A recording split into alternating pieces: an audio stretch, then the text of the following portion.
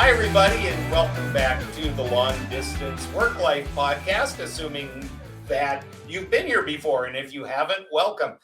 My name is Wayne Trammell. My usual co-host, Marissa, is not here because this is one of our interview episodes, and I am really, really excited. As you know, this podcast is designed to help leaders and people who are working remotely adjust to the new world of remote and hybrid work. And yet, while a lot of that feels new, there are some things about work and leading people that haven't changed at all in the great scheme of things. And that's what we're going to talk about. We're going to talk about feedback, praise, and how we do it or don't do it correctly.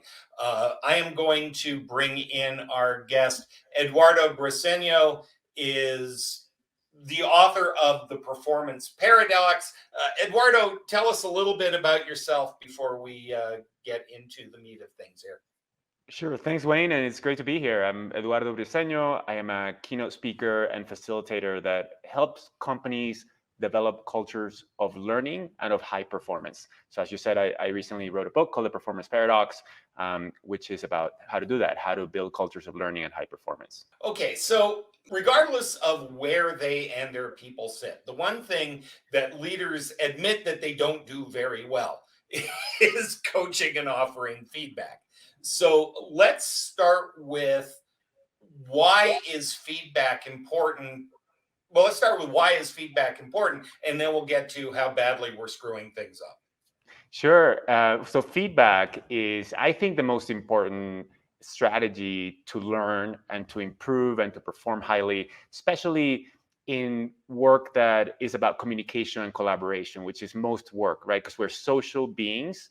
And so what we're trying to do is we're trying to create a positive impact on other people, whether it is our customers, our partners, our colleagues. And sometimes what we do doesn't have the impact that we want it to have. And so that's why feedback is so important, so that we can get information about what's helpful or not helpful about what we're doing, and so that we can continue to change and iterate so that we can have the impact we want to have. And also other people can give us information that might be helpful for us to generally to continue to improve. They have different perspectives, they have different expertise. So more brains are smarter than one brain, especially if those brains are diverse, have different backgrounds and experiences and skills. And so that's why, feedback is so critical and important. Or one of those brains is mine and I'll take all the help I can get. The kind of common belief among leadership experts, and I have fallen into this trap on more than one occasion, is getting caught up in we give way more negative feedback than positive feedback. And, especially when you're working remotely, that balance gets off even more. But the thing about the performance paradox is you say something fairly poop disturbing, which is that we give positive praise incorrectly. Help me understand what's going on there. Well, yeah, so you referred to the performance paradox. The performance paradox is the counterintuitive phenomenon that if we're always performing, our performance suffers. So if we're always getting things done, we stay at the same level of effectiveness and we don't improve further. So we can talk about that more. But to your question about praise, I started this work when I started working with Stanford professor Carol Dweck. She wrote the book called Mindset, The New Psychology of Success. And I started working with her 15 years ago. And her research has shown, and now thousands of researchers have studied the same thing in many different contexts, that when we are in what we call a fixed mindset, there's all kinds of negative consequences. A fixed mindset is when we think of ourselves or others as unable to change. We think that people are either naturals and gifted, or they're inept. And so, for example, if you're a good leader, it must be because you're a natural leader, rather than everybody can continue to develop as a leader. Or if you're great at giving and receiving feedback, it's because you're a natural, not because you've worked at it. It's not like you can continue to improve. Is And so that an unintended consequence of focusing on strengths? Well, so we can focus on strengths either in a fixed way, in a fixed mindset way, or in a growth mindset way. So if somebody's doing something really well, right, and we want to praise them, we can attribute their strength to something that's fixed in them. You're so good at this, keep doing this, but we're not we don't have the idea that they can even continue to improve further, right? So that can make them feel like what they do well is just because of something that's inside of them. And so a few consequences of that. First, they won't be looking to continue to improve that. So to continue to experiment, to continue to solicit feedback, to continue to read, and watch, podcasts and about how to continue to improve that thing that they do well. And then second, when they get into trouble, when they do something and it doesn't work well, we tend to feel really badly. We say, "Oh, I must not be this good, right? So I'm just going to either give up and do something else because I'm not good at this, or I'm just going to hide my mistake, pretend that it didn't happen." So those are some of the consequences of fixed mindset. And so when we're praising people, it's important to not label them, right? Not attribute what they're doing well to something that's fixed in them, but just say, "Hey, like this behavior that you did, this is the impact that it had. This is what I appreciated about that. And, I would love for you to continue doing that," right? And so we are attributing the positive effects to what people do, and always kind of commenting on behavior with the assumption that we can always continue to improve. And so let's go back to what you said about the performance paradox, and that we're so busy doing stuff and that becomes the focus.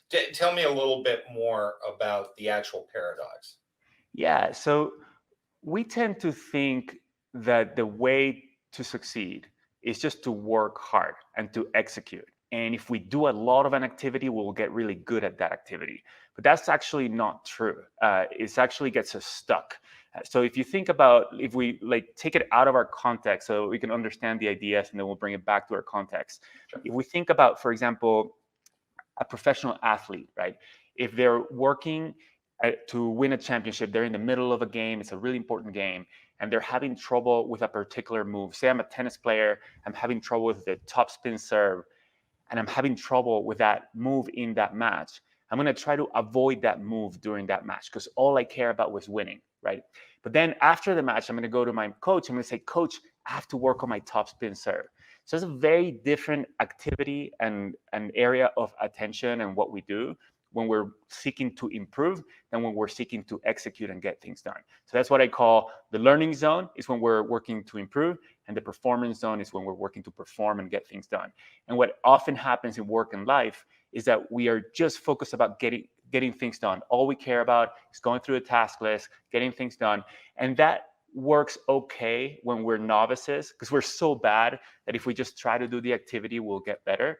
But then once we become proficient, we actually stagnate, and we don't get better. And so, for example, there's research out of Harvard that shows that the more years of experience that doctors, general physicians have on the job, on average, their patient outcomes actually get worse over time, the more experience they have, because they're so busy seeing patients, right, diagnosing and prescribing, that they don't have time to engage in continuing to learn. And that's what is needed in order to improve and to increase performance. So we think that we're too busy to engage in learning, but actually we can get more done and perform better if we figure out how to embed learning and integrate learning into how we do things.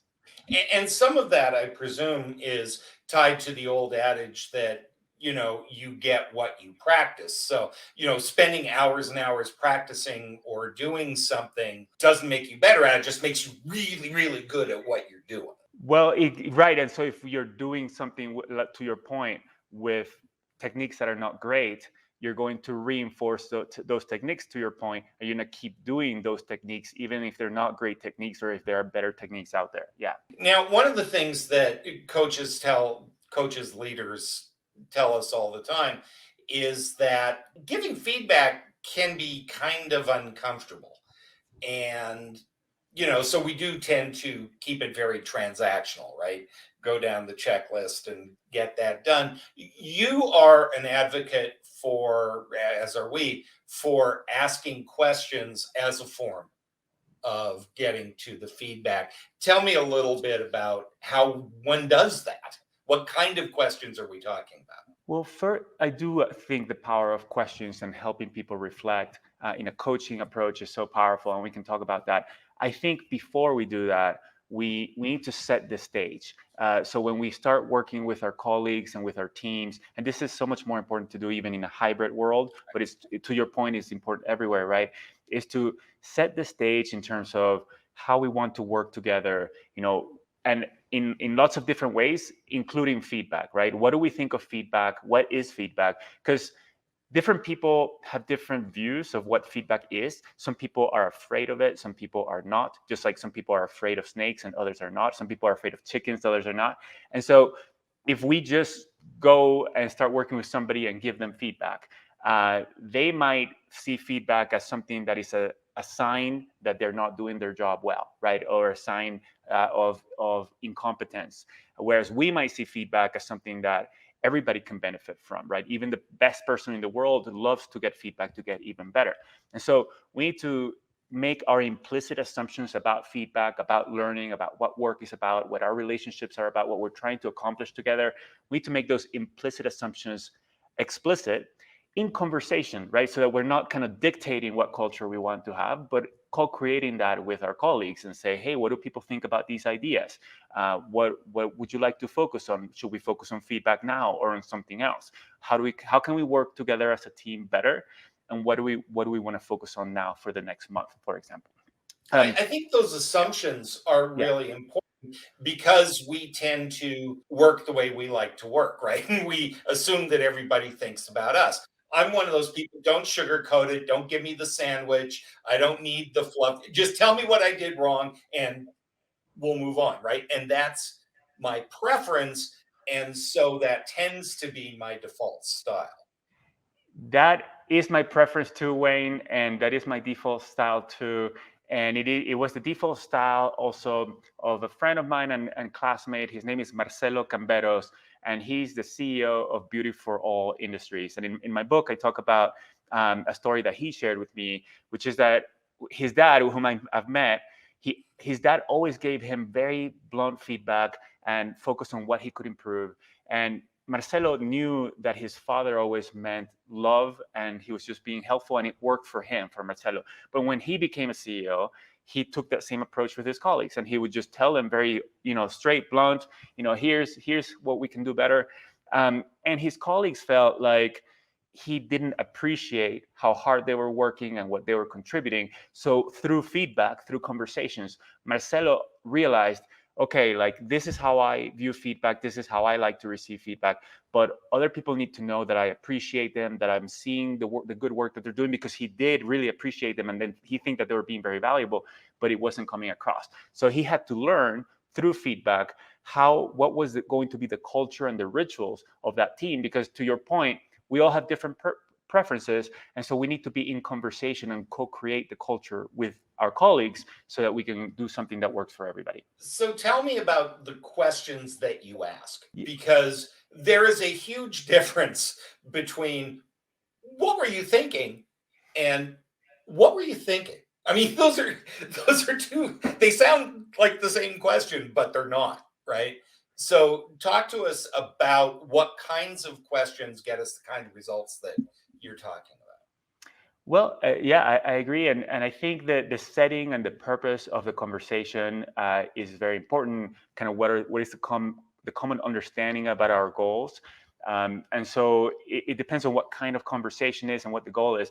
But I think it's important, in anticipation of that, to share with each other what we're looking to improve. What am I interested in getting better at, sharing that with my colleagues so that we all know what we're all working on, so we can help each other around those areas in particular. So if I'm having a coaching conversation with a colleague and I know, she's working on participating more in meetings, I might ask her, hey, how do you think that's going? How do you feel about your progress or not in participating in meetings? And then she might give some reflections around that, right? And I might say, well, what specifically did you feel went well or didn't go well, or what did you do that made it go well, or that what could you have done differently? So that helping reflect on how much progress is she making, and what is she doing or not doing that is working, and very important to identify what is she going to do differently going forward. So in the next meeting or the next few meetings, what one thing is she going to work on in order to continue to improve, and how can I support her too, right? How can I support you in your progress? Do you have any feedback for me? And that's probably one of the most powerful questions to ask, as a colleague and as a leader, is, do you have feedback for me, or what could I have done better, or I'm trying to get better at this, do you have any ideas? When we model soliciting feedback, then we are modeling a learning culture where we're all learning from each other. And when other people emulate our behaviors, then we build the culture we want to build. I like what you said about asking those questions, because if you ask those questions early on, how do you think it went? You know where they're at in terms of receiving the feedback. If they're beating themselves up, oh, I suck, I was the worst of it. Okay, I have to work with that person differently than if somebody goes, oh, it was great, I was bulletproof. Absolutely. Yeah. And if they're generating those insights, is much more powerful, and it's much more credible. They understand it a lot better. So if we are helping them generate the thoughts and having the thoughts come from them, is going to work a lot better than if we are kind of trying to transmit the thoughts from us to them. The big difference, it seems, when you're in the office versus working remotely or apart from each other, is the opportunities for feedback. And we've only got a few minutes left because that's the way the world works. But as a leader, how do I help myself remember to create those opportunities?